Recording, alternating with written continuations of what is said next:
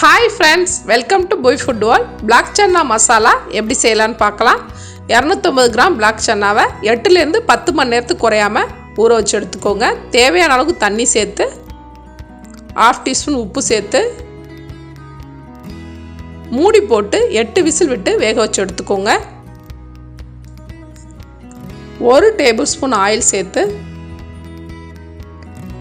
Oil சூடான பிறகு 2 பெரிய வெங்காயத்தை பெரிய துண்டா நறுக்கி சேர்த்துக்கோங்க. வெங்காயத்தை லைட்டாக வதக்குனீங்கன்னா போதும்.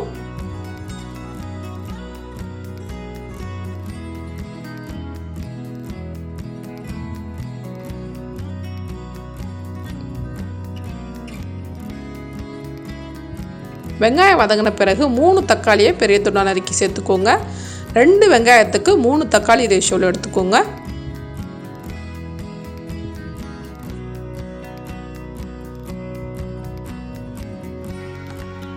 தக்காளி நல்லா வதங்கின பிறகு ஆற வச்சு மிக்சியில் லைட்டாக கொரகொரப்பாக இருக்க மாதிரி அரைச்சி எடுத்து வச்சுக்கோங்க.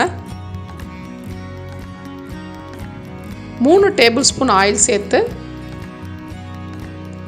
ஆயில் சூடான பிறகு 3 பட்டை, 4 கிராம்பு, 3 ஏலக்காய் சேர்த்து தாளிச்சுக்கலாம்.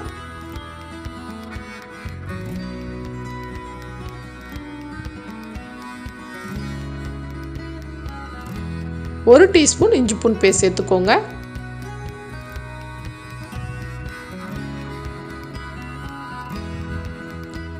ஏற்கனவே அரைச்சி வச்சிருக்க வெங்காயம் தக்காளி பேஸ்ட் சேர்த்துக்கலாம்.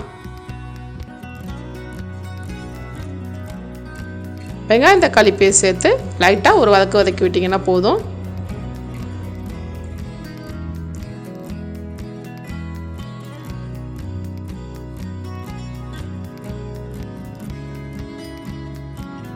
தேவையான மசாலா சேர்த்துக்கலாம். 1/2 டீஸ்பூன் மல்லித்தூள், 1 டீஸ்பூன் மிளகாத்தூள், 1/4 டீஸ்பூன் மஞ்சள்தூள் சேர்த்து மசாலாவோட பச்சை வாசனை போகிற வரையும் நல்லா வதக்கி விட்டுக்கோங்க.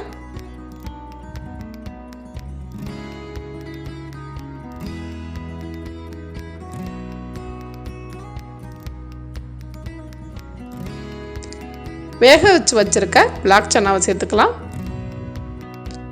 சன்னா சேர்த்து மசாலாவோட நல்லா மிக்ஸ் பண்ணிட்டுக்கோங்க.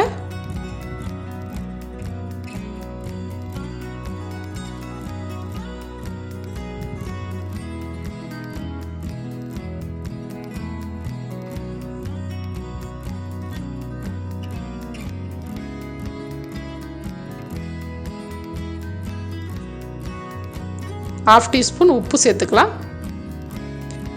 வேக வச்சுருக்க சன்னாவில் 3 டேபிள் ஸ்பூன் சன்னாவை தண்ணி சேர்க்காம மிக்சியில் இந்த மாதிரி பவுடர் பண்ணி சேர்த்துக்கோங்க.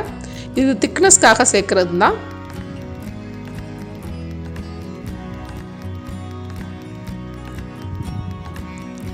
நல்லா மிக்ஸ் பண்ணிட்டுக்கோங்க.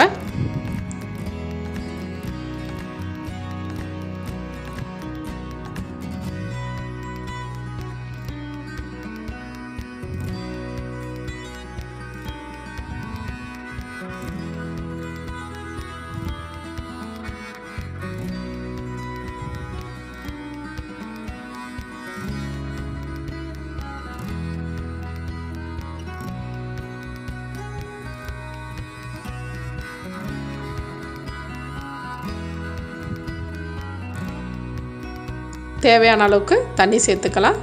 தண்ணி சேர்த்து நல்லா மிக்ஸ் பண்ணிட்டுக்கோங்க.